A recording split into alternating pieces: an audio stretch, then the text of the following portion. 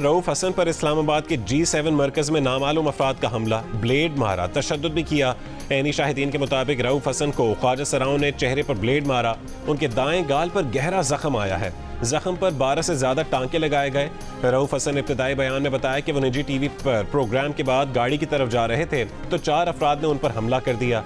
Blade जैसे किसी तेज धार आले से उनके चेहरे पर कट लगा। लोग जमा हुए तो हमलावर फरार हो गए। पीटीआई रहनुमा रऊफ हसन का गुज़श्ता रोज भी इस्लामाबाद के इलाके ब्लू एरिया में ख्वाजा सराओं से आमना सामना हुआ था। तहरीक इंसाफ के अरकान का वाक़े के खिलाफ सेनेट से वॉकआउट। तहरीक इंसाफ के चेयरमैन बैरिस्टर गौहर ने कहा है कि आधे इंच से रऊफ हसन की शहरत बच गई। हमले की पूरी जांच पड़ताल की जाए। वज़ीर इत्तलात अताउल्लाह तारड़ की तर्जुमान पीटीआई रऊफ हसन पर हमले की मज़म्मत, कहा कि हमले की तहकीकात होनी चाहिए। ख्वाजा सरा को हिरासत में लिया जाए तो कहानी सामने आ जाएगी।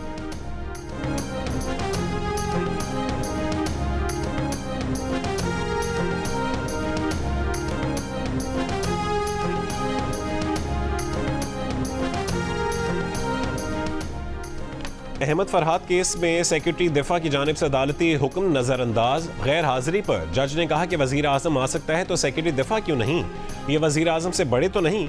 जस्टिस मोहसिन अख्तर कियानी का जुमे को सेक्रेटरी दिफा को हाजिरी यकीनी बनाने का हुक्म। अहमद फरहाद को रिहा करवाने की यकीन दहानी पर जज ने अटॉर्नी जनरल मंसूर उस्मान आवान से पूछा, क्या आपने इस बात पर हुकूमत से मशवरा कर लिया है? अदालती हिदायत के बावजूद तफ्तीशी अफसर सेक्टर कमांडर का बयान लेने में नाकाम। अदालत को बताया कि सीनियर अफसर नहीं थे, जूनियर से बात हुई।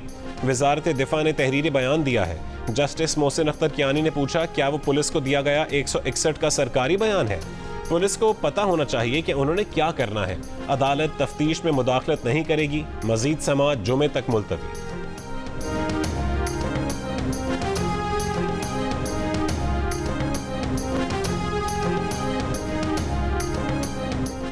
कोई किसी की जानिब से प्रेस कॉन्फ्रेंस करता है तो करता रहे, उससे कोई फर्क नहीं पड़ता। लापता अफराद केस की समाअत के दौरान इस्लामाबाद हाई कोर्ट के जज जस्टिस मोहसिन अख्तर कियानी के रिमार्क्स। कहा कि एजेंसियों के काम का तरीकाकार वाज़े हो जाए तो अच्छा होगा। इंटेलिजेंस एजेंसियों के काम पर नहीं, सिर्फ मावराए कानून कामों पर एतराज़ है। एजेंसियों को सिर्फ खिलाफ कानून काम करने से रोकना चाहते हैं। अटॉर्नी जनरल मंसूर उस्मान आवान ने कहा है कि लापता अफराद के मसले का सियासी हल निकाला जा रहा है। मामला काबीना के इजलास में भी उठाया जाएगा, जिस पर जस्टिस मोहसिन अख्तर कियानी ने कहा कि इसका मतलब है कि आप मानते हैं कि ये एक सियासी मसला है। जंग में भी सफ़ेद झंडा लहराकर ही सीज फायर किया जाता है। जब तक मिसिंग पर्सन्स केस होते रहेंगे, अदालतें भी काम करती रहेंगी। जस्टिस कियानी ने कहा कि इल्ज़ाम है कि बहुत से लोग एजेंसियों की तहवील में होते हैं, वो खाते पीते भी होंगे, खर्च सरकारी खजाने पर आता होगा। क्या एजेंसियों के फंड्स का कोई सालाना ऑडिट होता है? अदालत ने अटॉर्नी जनरल को सवालों के जवाब अगली समाअत पर जमा करवाने की हिदायत करते हुए समाअत 14 जून तक मुलतवी कर दी। एक वजीर के नाते मुझे कहना चाहिए नहीं कहना चाहिए, लेकिन शहरी के नाते मैं दिल करता है कि मैं करूं कि इनके दफ्तरों में घुसे, बिजली बंद करें और उनको बिठाएं 10 घंटे उस गर्मी के अंदर के बैठोगे तुम्हें एहसास हो जाता है। कुछ ना करें, कोई तशद्दुद ना करें, कोई गालम गलौज ना करें। बिजली बंद करके बिठा दें इनको कि बैठो, तुम अपने दफ्तर में बैठ के दिखाओगे कैसे।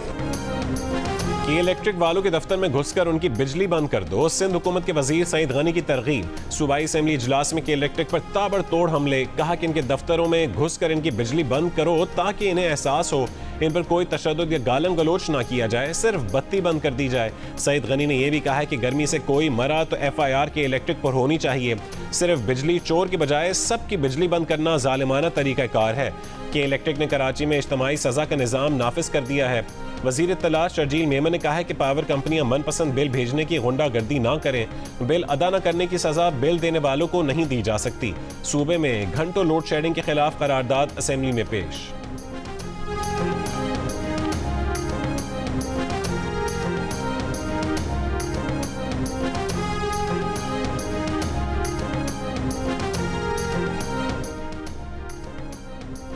पंजाब असेंबली ने हतक इज्जत बिल 2024 मंजूर कर लिया। बिल से मुतालिक ऑपोजिशन की तमाम तरमीम मुस्तरद। ऑपोजिशन ने बिल को काला कानून करार दे दिया। हुकूमत का दावा है कि फैलाई जाने वाली झूठी और गैर हकीकी खबरों पर हतक इज्जत का केस हो सकेगा।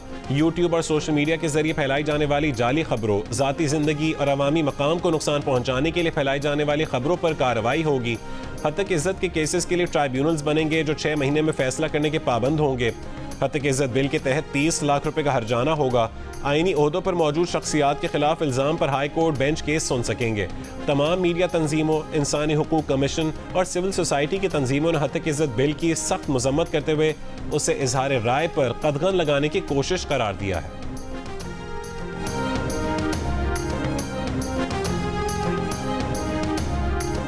रेगुलेट मीडिया को क्या करना है? मैं तो मीडिया रेगुलेशन में बिल्कुल यकीन नहीं रखती।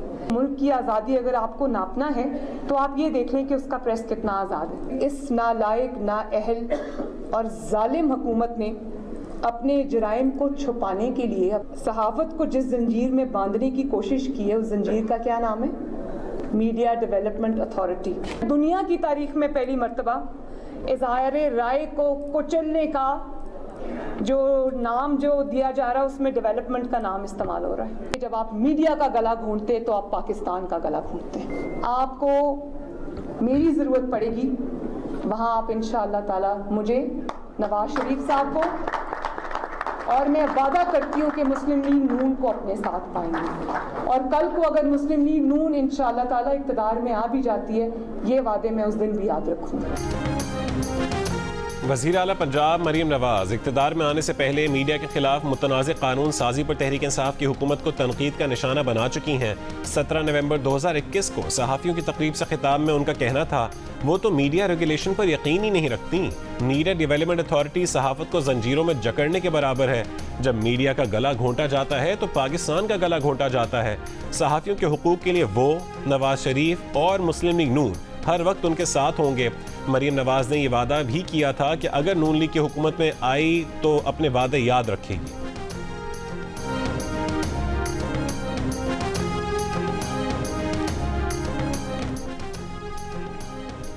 कौमी असेंबली में अपोजिशन लीडर उमर अयूब का कहना है कि आइन के मुताबिक किसी की जबान बंदी नहीं की जा सकती। काले कानून के खिलाफ कौमी और सूबाई असेंबली में मज़ाहमत करेंगे।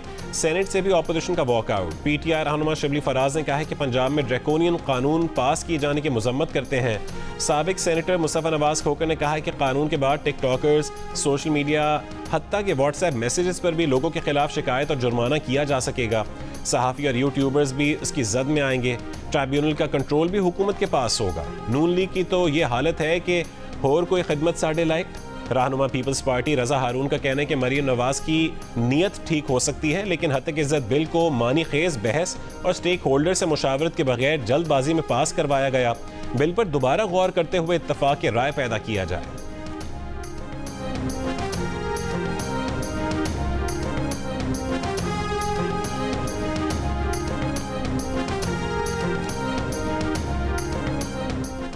सहाफती तंजीमों की जॉइंट एक्शन कमेटी ने पंजाब हत्या की इज्जत बिल 2024 मुस्तरद कर दिया। स्याह और ड्रैकोनियन कानून करार दे दिया। कानून के खिलाफ लाहौर हाई कोर्ट जाने का ऐलान भी कर दिया। PBA, APNS, CPNE, PFUJ और एमेंड के मुश्तरका एक्शन कमेटी का कहना है कि बारहा वाज़ेह किया गया कि मीडिया तंजीमें कानून बनाने के खिलाफ नहीं, लेकिन कानून साजी से पहले स्टेक होल्डर से मुशावरत की जाए।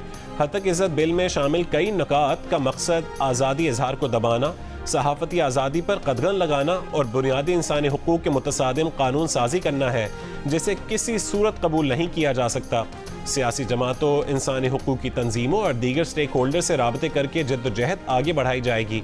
कवरेज के बॉयकॉट, एहतजाजी मुजाहिरों और धरनों समेत हर ऑप्शन पर मरहलावार अमल दरामद होगा।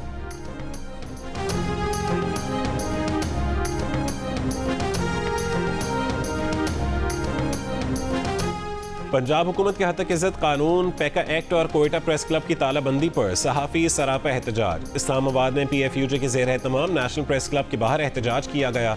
सदर PFUJ अफजल भट्ट ने कहा है कि आज़ादी इजहार राय के खिलाफ डिक्टेटर्स के कवानीन के खिलाफ भी जद्दोजहद की। मौजूदा हुक्मरानों को भी काले कानून को वापस लेना पड़ेगा।